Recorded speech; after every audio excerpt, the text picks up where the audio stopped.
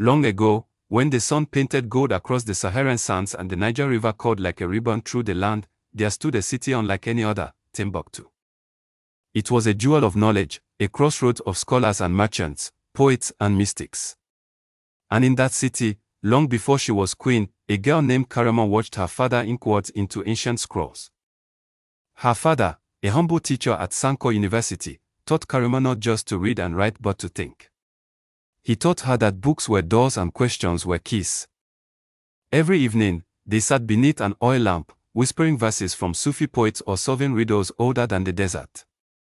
At 12, Karama faced a terror no child should. Raiders swept in from the north, burning villages and snatching the young. The city gates were locked, but inside Timbuktu, chaos reigned.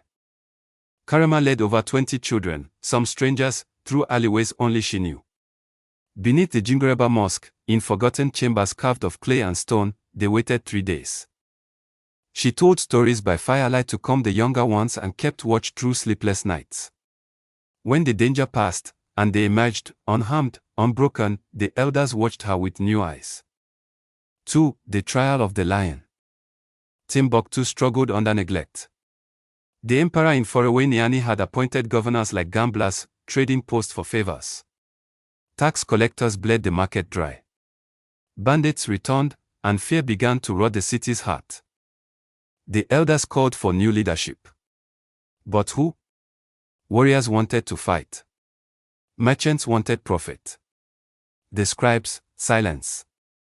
Karama, now 20, stood beneath the baobab tree and declared, "We do not need a sword. We need a mind. I offer mine." They laughed, at first.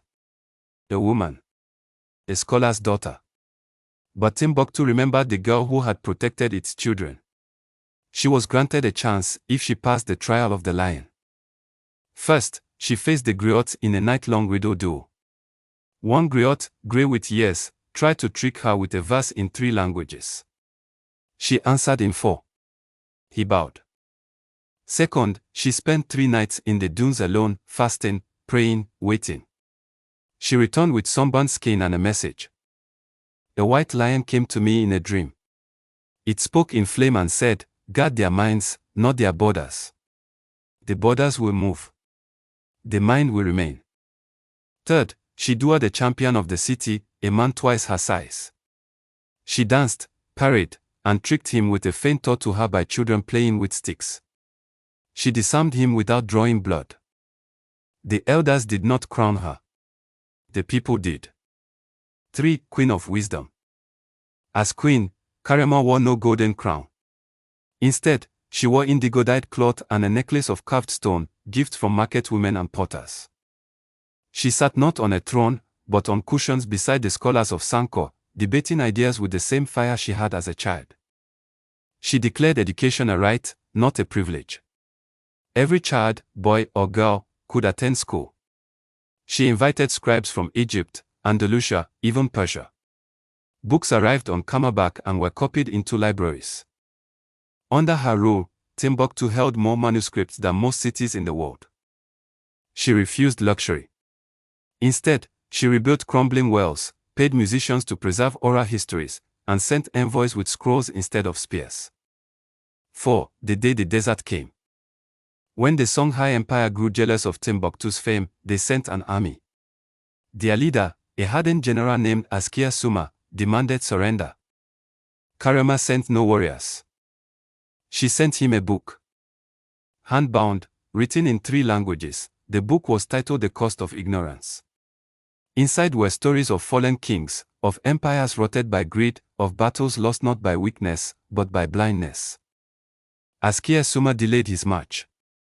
7 days passed. On the 8th, he rode into Timbuktu alone, unarmed. He requested to meet Karama, not as an enemy, but as a student. They spoke for 3 days. When he left, he took no city, no treasure.